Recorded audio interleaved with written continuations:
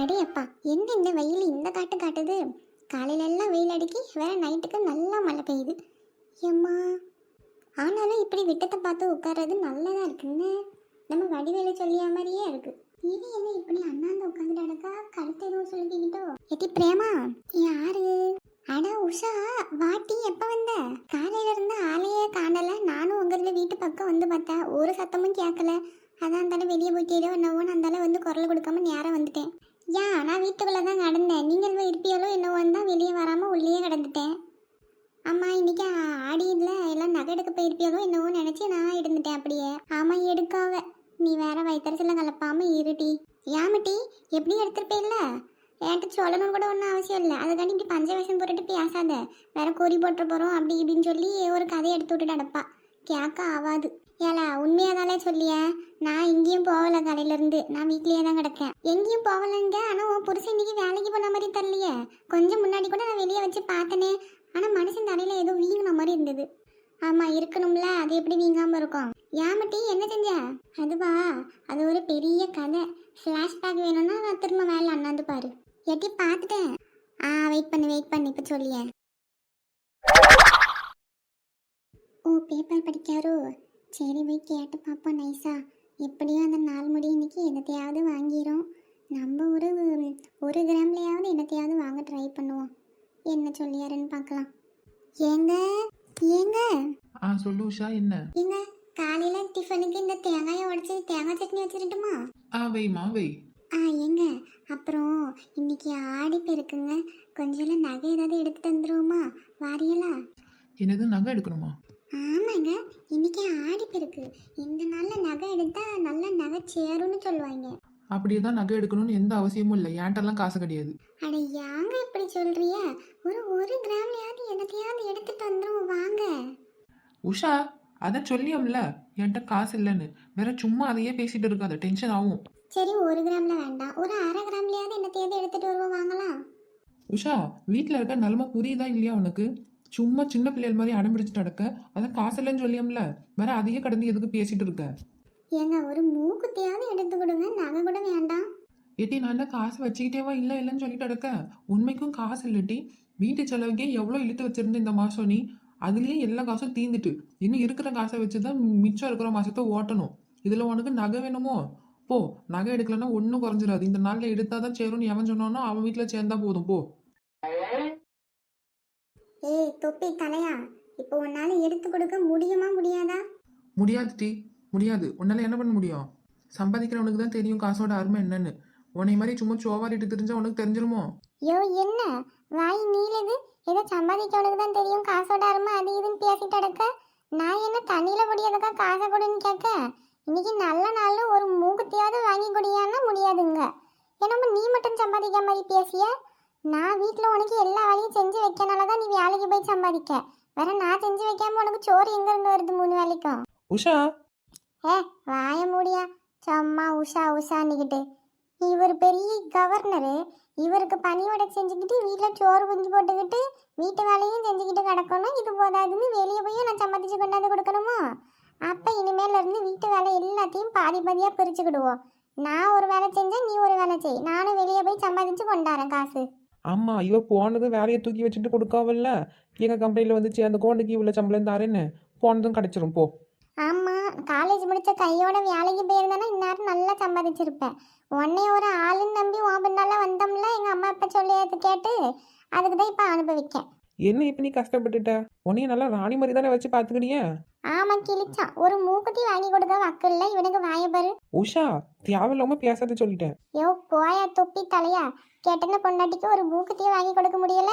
உனக்குலாம் எதுக்கு என் தொப்பி? வலிக்கே என் மண்டிய பொழந்துட்டானே. ஆளையும் மண்டையையும் பாரு. இவனுக்கு தேங்காய் சட்னி ஒன்று தான் குறைச்சல். கடை அந்தால ஐயையோ இப்படி அநியாயமா என் மண்டையை பொழந்துட்டாலே நான் என்ன செய்வேன்? மண்டையா அது அவன் மண்டையில தேங்காயை கொண்டு எரிஞ்சா தேங்காய் உடையுன்னு பேரு. இவன் மண்டையில களிமண்ணு கூட இல்லைன்னு நினைக்கேன். சரி, அந்த தேங்காய் கூட உடையாம கீழே விழுந்திருக்கு பாரு. என்னென்னையோ கத்திட்டு கடை கொஞ்ச நேரம், அப்பதான் உனக்கெல்லாம் புத்தி வரும். ஃப்ளாஷ்பேக் முடிஞ்சிட்டு பிரேமா, இப்போ நேரா பாரு. ஏட்டி நகை எடுத்து கொடுக்கலன்னா அந்த மனுஷன் மண்டையை இப்படி பொழந்த? ஆட நீ வேற சும்மா இருப்பியம்மா. ஆத்திரத்துல தேங்காயை கொண்டு மண்டையில எரிஞ்சேன். அது இருந்தாலும் உளுந்து கொஞ்சம் மண்டை புடச்சிட்டு கிடக்கு. நான் உடைக்கலாம் இல்ல. அவன் மண்டையில மூளையும் இல்ல களிமண்ணும் இல்ல. அந்த தேங்காய் கூட உடையலாம் பாத்துக்கியா? ஐயா வாண்டெல்லாம் கொஞ்சம் பார்த்து தான் இருந்துக்கணும்னு நினைக்கிறேன். தேங்காயை கொண்டு புருஷ மண்டையில எரிஞ்சிட்டு சாதாரணமா வந்து சொல்லியா? ஆமா, தேங்காயோட நிறுத்தனே நான் சந்தோஷப்பட்டுக்கணும். வேற கையில அந்த நேரம் கல்லு கிடச்சிருந்தா அவ்வளவுதான் நினைக்கிறேன் அந்த ஆள் மண்டை. இட்டி உனக்கு ஏதாவது பிரச்சனை இருந்தா பேசி தீர்த்துடுவோன்னு இந்த மாதிரி கையில கிடக்கிறதுல கொண்டு எரிஞ்சு கிடக்காத. வேற எனக்கு ஒத்த பிள்ளை வர கிடக்கு, அதையும் நான் பார்க்கணும். ஆனா சும்மா இருட்டி. ஆமா, இந்த 4 மணி வந்துச்சா காலையில இருந்து? இல்ல, அந்த வீட்லயே ஒரு சத்தமும் கேட்கல. அதனால தான் கம்மி வந்து இங்க உட்காந்துட்டேன். ஆமா, அது எப்படியே எடுத்திருக்கோம். ஏன்னா முன்னாடியே சொல்லிட்டு எடுத்து ஆடி எடுத்து வருது, ஏதாவது வாங்கணும்னு சொல்லி. வேற என்ன பண்ணுச்சோ ஏதோ தெரியல. ஆமா, அது எந்த நாளையும் விட்டு வைக்காதே. எப்படியாவது புருஷன் சண்டை போட்டாலும் எடுத்துட்டு போயிடும். ஆமா பாத்தியா, அந்த அக்காக்கு புருஷன் சண்டை போட்டாலும் என்னத்தையாவது வாங்கி கொடுத்துருவாரு. ஏன் வீட்டுக்கார அடியா வாங்கினாலும் ஒருத்தரவு செலவு பண்ண மாட்டேதான். சரி விடு, நமக்கு வச்சது அவ்வளவுதான் நினைச்சிட்டு இருக்கீங்க. ஆமா, வேற என்ன செய்யாது. சரி வா, அந்த 4 மணிக்கு போய் பாப்போம். சரி இந்த வாரம் பூ தொடுத்து வைக்க சொன்னாங்க அம்மா. பறிச்சாச்சு, தொடுத்துருவோம். கொஞ்சம் தானே கிடக்கு. சரி, இந்த கௌதமுக்கு ஃபோன் அடிக்கலான்னு பார்த்தா அவரும் எடுக்கல. எங்கேயோ போய் யாச்சும் பேச போறாரு. பேசினாரா என்ன தெரியல. அம்மா பேசிட்டு அவரே நமக்கு திரும்ப அடிப்பாரு. சும்மா டிஸ்டர்ப் பண்ணிட்டு இருக்க வேண்டாம்.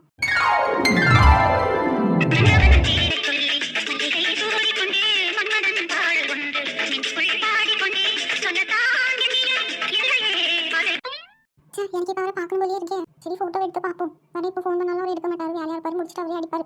நம்ம வரைக்கும் ஃபோட்டோவை பார்த்துட்டு அனுப்போம். என்ன இவ ஒரு ஆள் வந்து நிற்கிறது கூட தெரியாம அப்படி என்ன பார்த்து நடக்கா? நிர்மலா என்னமோ அவள்கிட்ட பூவை தொடுக்க சொல்லிட்டு வந்திருக்கேன். அவள் தொடுத்துட்டாலாம் என்னன்னு பாருங்கன்னு தானே சொன்னா என்கிட்ட. இவன் இன்னும் பூவை பறிச்சு வச்சுட்டு ஃபோனை பார்த்து சிரிச்சுட்டு நடக்கா. மன்னவன் பேரை சொல்லி மல்லிகை சூடிக்கொண்டேன். மன்னவன் பாடல் ஒன்று நெஞ்சுக்குள் பாடிக்கொண்டேன். சொல்லத்தான் இனியும் இல்லையே பாஷைகள், என்னவோ ஆசைகள், எண்ணத்தின் ஓசைகள், மாலை சூடி மஞ்சம் பேரி பாடல் தேவன் கண்ணீரி காண காண காண. அப்படின்னா நீ இன்னும் அந்த பையன்கிட்ட பேசிட்டு தான் கிடைக்கியோ? அவன் ஃபோட்டோவை வச்சு பார்த்துட்டு கிடக்க. அதெல்லாம் நீ அந்த பையனை நினைச்சு அவன் ஃபோட்டோவை பார்த்து பாட்டு படிக்கும் போதே வந்துட்டேன். ஆமா, உன்ட்ட என்ன சொல்லியிருக்கேன் நான்?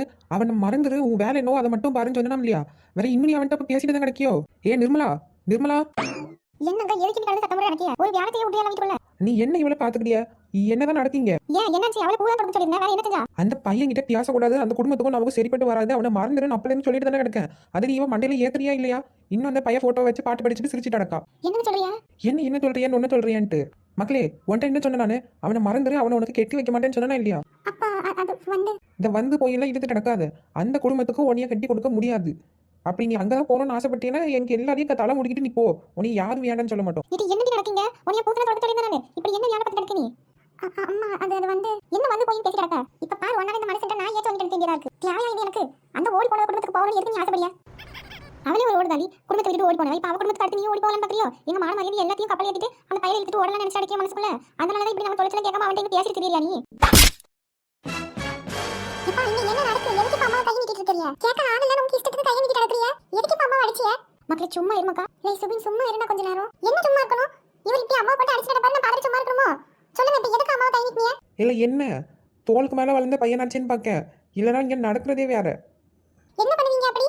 அம்மாவை எதுக்கு அடிச்சீங்கன்னு கேட்டா கேவலமா பேசுறியா? கேட்க ஆள் இல்ல நினைச்சிட்டு இருக்கியாலோ? இல்ல என்னலாம் வாய் ரொம்ப நீளுது. ஏய் சுபின், கொஞ்ச நேரம் சும்மா இருடா. தேவையில்லாம பிரச்சனையை பெருசு பண்ணாத. யார் பிரச்சனையை பெருசு பண்றா?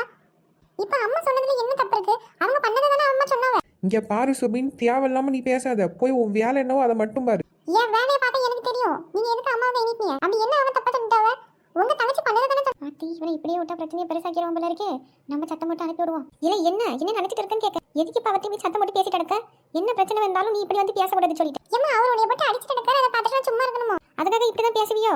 நீங்க ஒண்ணு இருக்கேன்டா. நீ இங்க இருந்து போய் ஒரு ரூம்குள்ள உட்காந்து படிக்கிற வேலை என்னவோ அதை மட்டும் பாரு. தேவையில்லாத வேலைக்குள்ள மூக்க நடிக்காத. படிக்கிற பிள்ளை படிக்கிற வேலையை மட்டும் தான் பார்க்கணும். தேவையில்லாத பேசலாம் பேசிட்டு இருக்க கூடாது. நீ போ ஒரு ரூமுக்கு. எம்மா என்ன ஏமா சத்தம் போடியா? இல்ல சொன்னா கேளு. இங்க இருந்து நீ பொறவு பேசிக்கிடலாம். என்னையோ பண்ணி தொலைங்க. எல்லா பொம்பளையாலும் இப்படிதான் இருக்கீங்க. அதுக்காண்டி தான் நீங்களும் இந்த நிலைமையில கிடைக்கிய. சை. என்ன நிர்மலா, ஏன் அவனை எனக்கு எதிராகவே திருப்பி விடுறியோ? ஏங்க தேவையில்லாம பேசாதீங்க. நீங்க அடிச்சது பார்த்தா அவன் அதான் வந்து சத்தம் போட்டானா? என்ன சொல்லி கொடுத்தா அவனுக்கு? எப்பயும் நான் தான் அவனை சத்தம் போட்டு அனுப்பியிருக்கேன். ஆமா, நீ எதுக்கு என் தங்கச்சி பத்தி அப்படி பேசிய? என்ன நடந்தாலும் அவ என் தங்கச்சி. தேவையில்லாம நீ அவளை பத்தி இப்படி பேசுற வேலை இன்னொரு வாட்டி வச்சுக்கிடாத சொல்லிட்டேன். பரவாயில்ல, பிரேமா கொடுத்த ஐடியா ஒர்க் அவுட் ஆயிருச்சு. இவர் கோவப்பட்டு என்கிட்ட சண்டைக்கு வந்துட்டார் அப்படின்னா அவங்க தங்கச்சி கூட இவர் எப்படியாவது சேர்த்து வைக்க முடியும்னு நினைக்கேன்.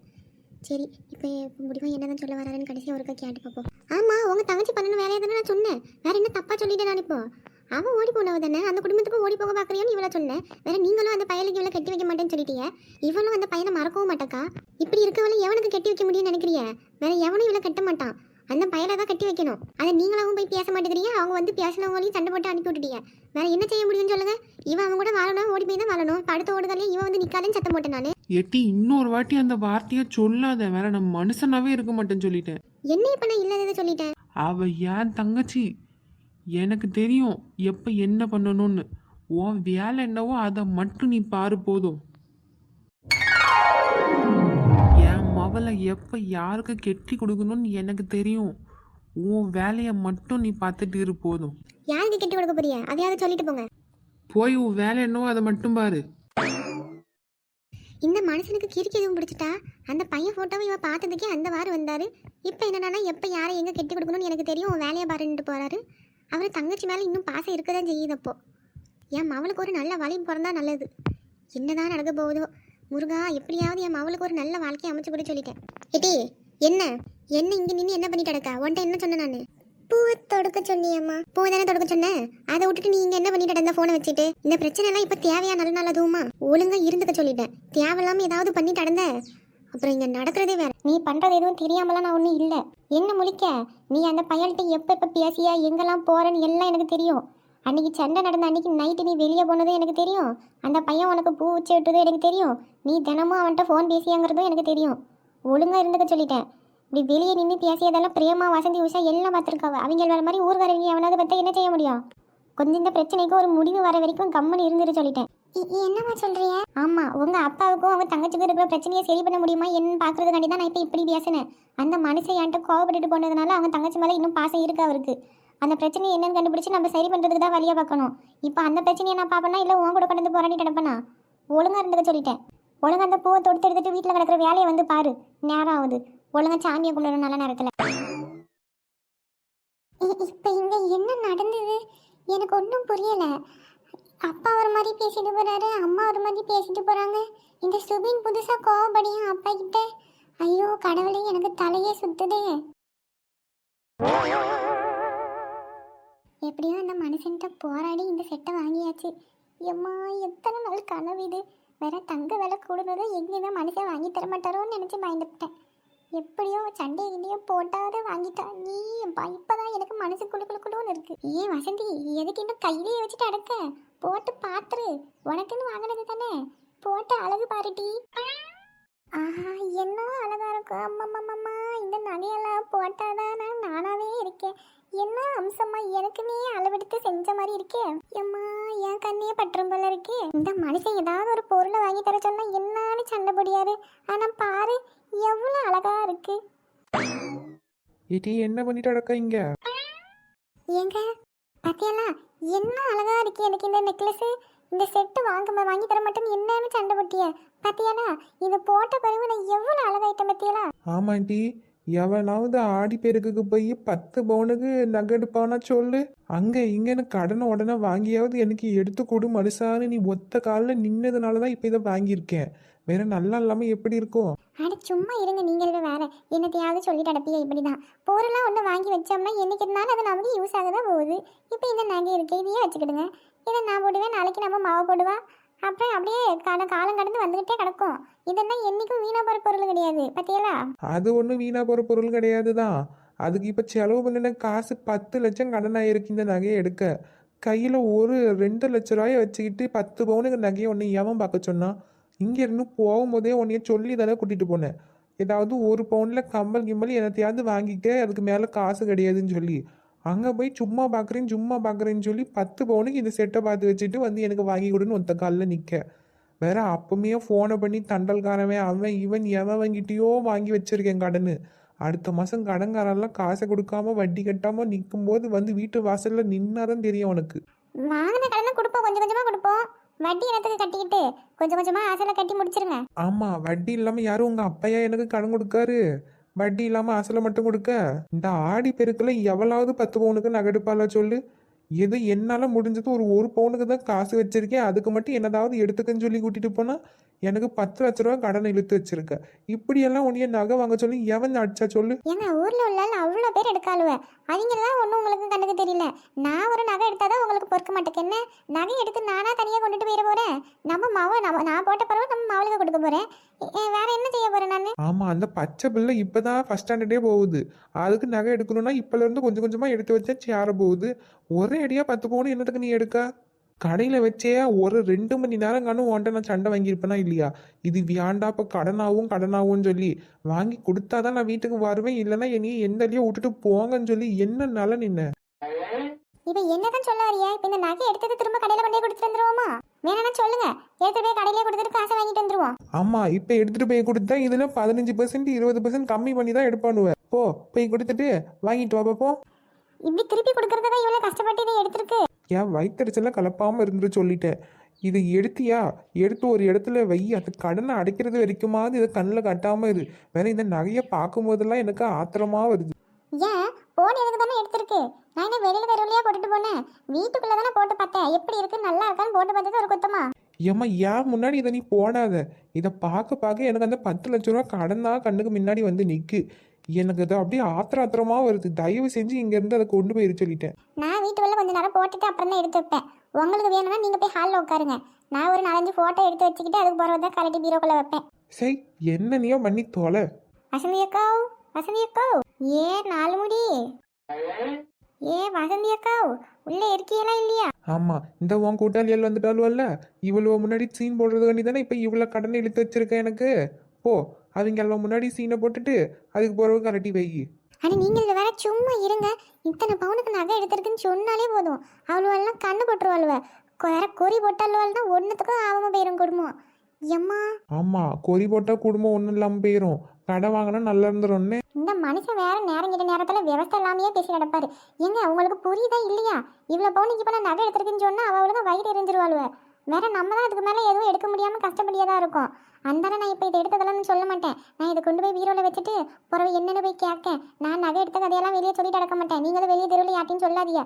வேற ஒருத்தர் கண்ணு மாதிரி ஒருத்தர் கண்ணு இருக்காது. கேட்டியலா? எப்படி பார்த்து சுதானமாக இருக்கணும்னு என்கிட்ட இருந்து கற்றுக்கிடுங்க, சரியா? சரி, இவளை வச்சுக்கிட்டு எப்படி தான் நான் மிச்ச காலத்து ஓட்ட போகிறேன்னு தரலாமா? ஏங்க, நான் பீரோக்குள்ள வச்சு பத்திரமா போட்டுட்டேன். அது இனிமேல் பத்திரமா கிடக்கும். நான் புறவு போட்டு ஃபோட்டோ எடுத்துக்கிட்டீங்க. நீங்களும் இதை பற்றி வெளியே யார்ட்டையும் சொல்லிட்டு இருக்காது என்ன? நானும் சொல்ல மாட்டேன். நான் எதுவும் வாங்கலை, ஒரே கஷ்டமாக இருக்குது அப்படி இப்படின்னு ஏதாவது பஞ்சப்பாட்டு பாடிட்டு வரேன். நீங்கள் அதுக்கேற்ற மாதிரி யாராவது கேட்டவொன்னா மேனேஜ் பண்ணிக்கிடுங்க, சரியா? எல்லாம் என் தலையெழுத்து. ஏட்டி பிரேமா, இப்போ நம்மளுக்கு அவங்க பேசியது அந்த அக்கா போட்டிருந்த நகை எல்லாத்தையும் பார்த்தோம்ல. இப்போ பாரு, நம்மள்ட்ட வந்து என்னாலும் நடிக்கும் பாரு. அது என்ன உஷா சொல்லியா? நம்ம கிட்டேயே மறைக்க போகிறவ. ஆமாம், வேற அவங்க 10 பவுனுக்கு நல்ல ஒரு நெக்லஸ் செட் எடுத்துருக்காவ. நம்மளால எடுக்க முடியலையே, நம்ம கொறி போட்டுட்டோன்னு சொல்லி நினச்சிக்கிட்டோம் அந்த அக்கா. அந்தால இப்போ வந்து என்னான்னு பஞ்ச வேஷம் போடும் பாரு. ஐயோ சும்மா இருங்கக்கா, நம்ம 4 முடி அவ்வளோ மோசமானதெல்லாம் இல்லை. உனக்கு 4 முடியை பற்றி அவ்வளோன்னு தெரிஞ்சிருக்கு, வேற என்ன செய்ய? இப்போ பாரு. ஏப்பா, இங்கனையே வந்து நிற்கால்வலே. நல்ல வேலை பெட்ரூம் வரைக்கும் வராமல் இருந்தாவலே. பிரேமா, உஷா, வாங்க மக்கா, எப்போ வந்தியா? நாங்கள் இப்போதாங்க்கா வந்தோம். ஆமாம், என்ன செய்யறியா? காலையிலேருந்து ஆள் ஒரு அணக்கமே இல்லாமல் கிடக்குறியா? வீட்டில் இருந்தியாலாம் இல்லையா? நான் எங்கே மக்கா போனேன்? நான் வீட்டில் தான் கிடந்தேன் காலையிலேருந்து. சொன்னல, இன்னும் குறை கதையும் கேளு. என்னங்க சொல்றிய? நீங்கள் தான் வீட்டில் தான் இருந்தியலா? நான் காலையில் வந்து சத்தம் கொடுத்தேனே, அப்படியே சத்தம் கொடுக்காம இருந்திய பதில் பேசாம? ஐயா அப்படியா? உறங்கியிருப்பேன்னு நினைக்கமக்கா. ஒரே வேலை பார்த்துக்க வீட்டில். அந்தால அப்படியே போட்டபடி விட்டுட்டு கொஞ்சம் உறங்கிட்டேன். இப்போதான் வீட்டையே எடுத்து ஒதுக்கி வச்சேன். என்ன 4 முடி ஆடி பெருக்குது, நகை எதுவும் எடுக்கலையோ? அட நீ வேற சும்மா இருமக்கா. சாமி கும்பிடவே காசு இல்லாமல் கடனை வாங்கி வச்சுட்டு உட்காந்துட்டு அடக்கும். வேற எங்கன்னு போய் நாங்கள் நகை எடுக்க? அந்த மனுஷன்ட்டு கேட்டாலும் வல்லுன்னு நாய் மாதிரி குலைச்சிட்டு வருவார் சண்டை போட்டுக்கிட்டு. அந்த நான் எதுவும் கேட்கல, பயந்துக்கிட்டு வெறும் சாமியை மட்டும் கும்பிட்டுட்டு படுத்துட்டேன். உறங்கி எழுந்து இப்போ தான் வீட்டெல்லாம் ஒதுக்கி வச்சேன். என்ன 4 முடி சொல்றியா? அப்போ நீங்கள் தான் நகை எதுவும் எடுக்கலையோ? அட ஆமாம் பிரேமா, நகை எனக்கு என்கிட்ட எது காசு?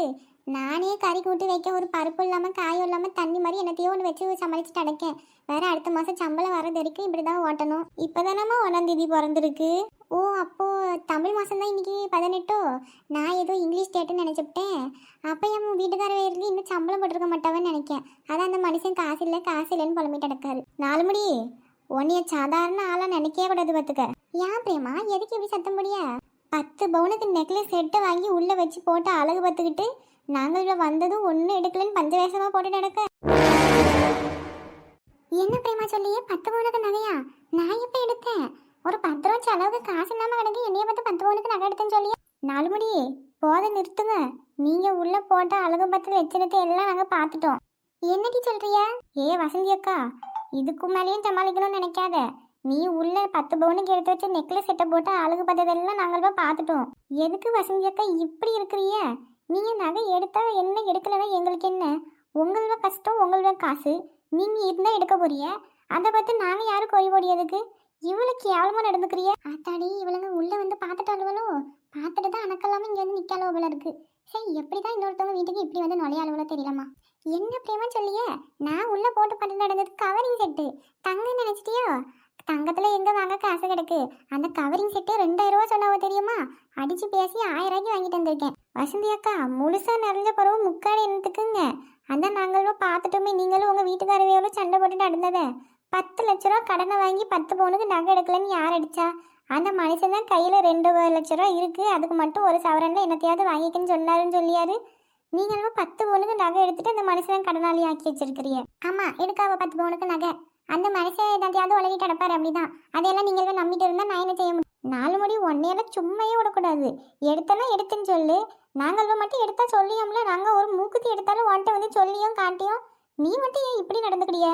எட்டி நான் சொல்லியோம்ல, நான் எடுக்கலன்னு. உஷா, இதுக்கு மேலே இந்த 4 முடியா சும்மா விடக்கூடாது. வா, இன்னைக்கு இதை பிரித்து மியஞ்சிருவோம். இன்னைக்கு நம்ம வெளுக்க வேலையில இதுக்கு மேலே நம்மள்ட்ட பொய்யே சொல்லக்கூடாது. ஆமா பிரேமா, இந்த வசந்தியை இப்படி விட்டு வைக்கவே கூடாது.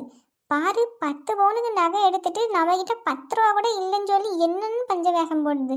வீடு வீடா பறிக்கி தின்னுட்டாவது இந்த கடனை நீ ஒரு வருஷத்துக்குள்ள அடிச்சிட மாட்டேன். எட்டி, என்னைய பார்த்தா வீடு வீடா வாங்கி சாப்பிட்டுட்டு சோவார மாதிரியா இருக்கு. வசந்தி அக்கா, இன்னைக்கு நீங்கள் வையாண்டு செத்தியே இருக்கு. எம்மா, ஆளை விடுங்கட்டி, நான் ஓடி 4 முடி நில்லுங்க சொல்லிட்டேன். இன்னைக்கு நீ எங்க போனாலும் உன்னைய தோலை உரிக்காம விட மாட்டோம் நாங்க. வா பிரேமா, போய் இன்னைக்கு ஒரு கை பார்ப்போம். ஏப்பா, இந்த ஆடி மாசம் வெயிலும் அடிக்கி மழையும் அடிக்கி, என்னன்னு வேலை செய்ய? செத்து இந்த மரத்தடியில உட்காருவோம்.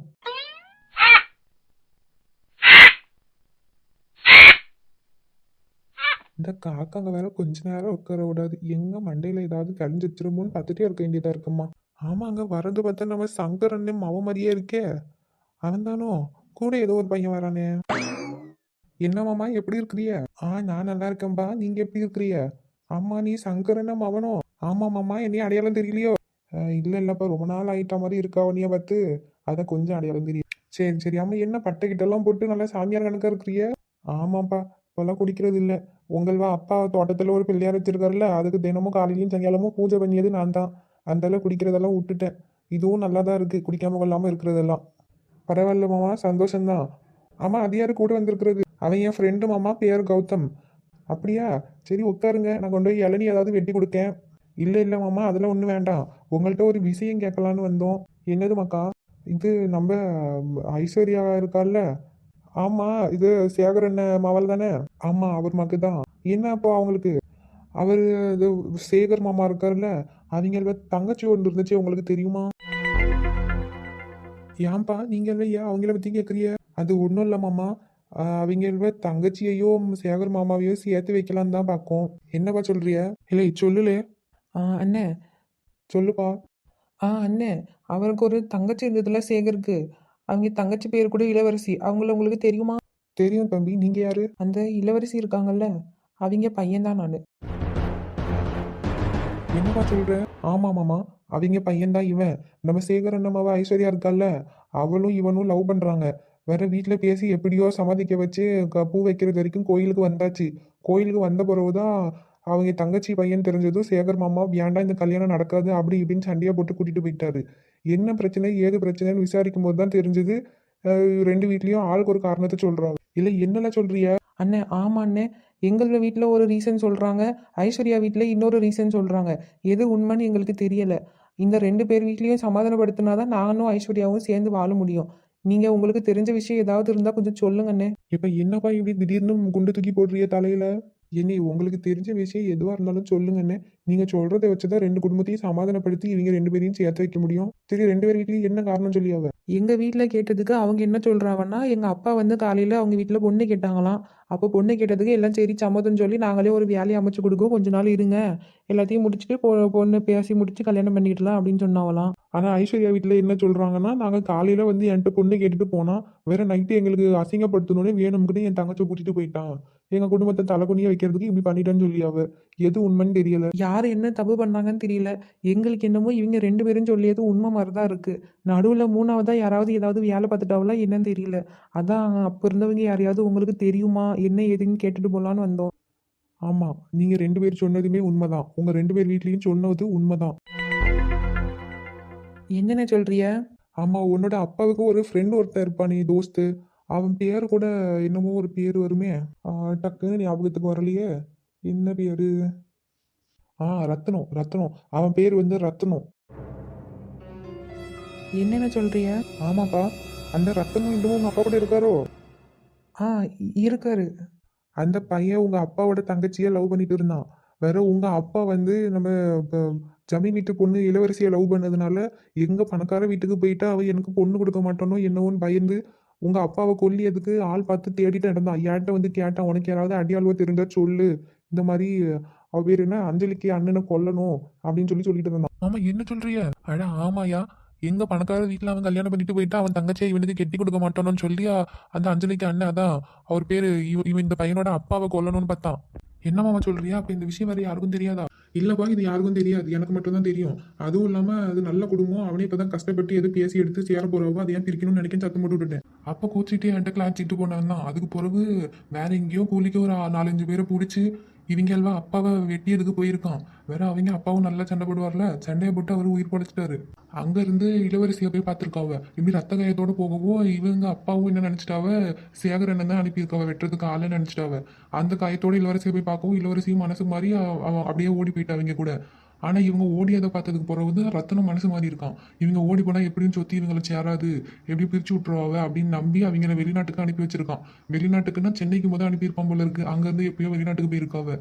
அதுக்கு பிறகு அவங்க கூடவே இவனும் போய் அவன் தங்கச்சியை எப்படியோ கல்யாணம் பண்ணிக்கிட்டு இப்போ ஏதோ நல்லா இருக்காவன்னு கேள்விப்பட்டேன்.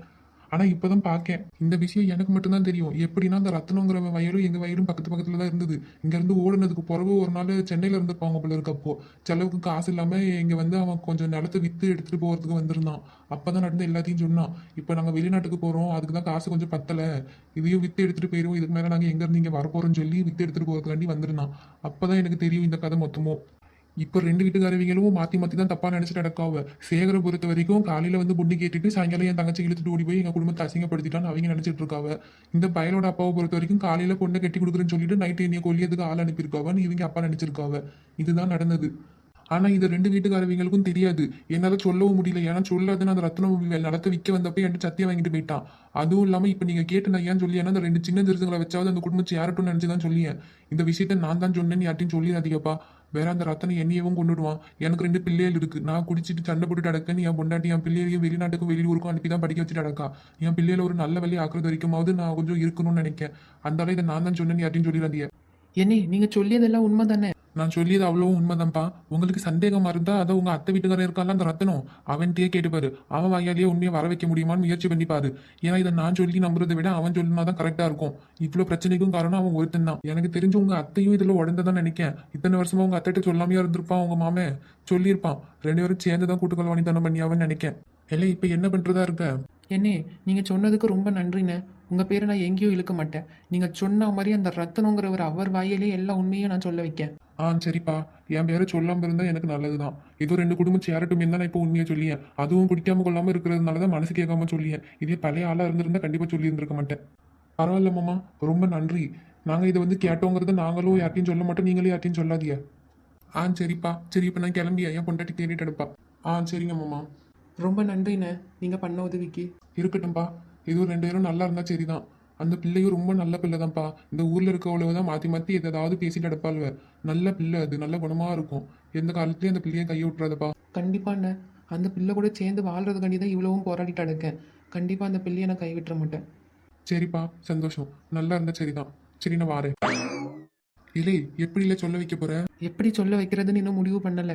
ஆனால் கண்டிப்பாக அவர் வாயாலேயே எல்லா உண்மையும் ஒத்துக்க வைக்கணும். இவரும் கொஞ்சம் பயப்படியாரு, இல்லைன்னா இவரையே வந்து உண்மையை சொல்லலாம். இல்லை மச்சான், இவர் வந்து சொன்னாலும் அந்த பிரச்சனை சரியாகாது. அந்த ரத்தனம் அந்த ஆள் சொன்னால் தான் சரியாகும். எனக்கு அப்படியே வர கோபத்துக்கு அந்த ஆளை கொன்றலாமான்னு இருக்கு. என்ன செய்யன்னு தெரியாமல் முடிச்சிட்டு இருக்கேன். அண்ணுவை நினைச்சாலும் பாவமாக தான் இருக்கு. உங்க அத்தையும் ஆனா எந்த உண்மையும் சொல்லாம இருக்காவலே. அதான் எனக்கும் ஒன்றும் புரியல. எங்கள் அத்தை வெளியே மட்டும் நல்லா வேஷம் போட்டுட்டு உள்ள ஒரு குணம் வச்சிருக்கோன்னு எனக்கு தெரியும். ஆனால் இவ்வளோ மோசமாக இருக்கும் நான் நினச்சி கூட பார்க்கல. இவங்க 2 பேரையும் கொஞ்சம் நல்லா விசாரிச்சாதான் எனக்கு இன்னும் தெளிவாக இருக்கும். இதை முடிவு பண்ணி தான் வெளியே சொல்லணும். அது வரைக்கும் நம்ம இதை யார்ட்டையும் சொல்ல வேண்டாம். இதை நான் கொஞ்சம் கொஞ்சமாக பார்த்து வெளியே எடுத்து எப்போ சொல்லணுமோ அப்போ சொல்லிக்கிறியே. சரி, என்னமோ பண்ணு, ஒரு நல்ல வழியை மட்டும் கண்டுபிடி போதும்.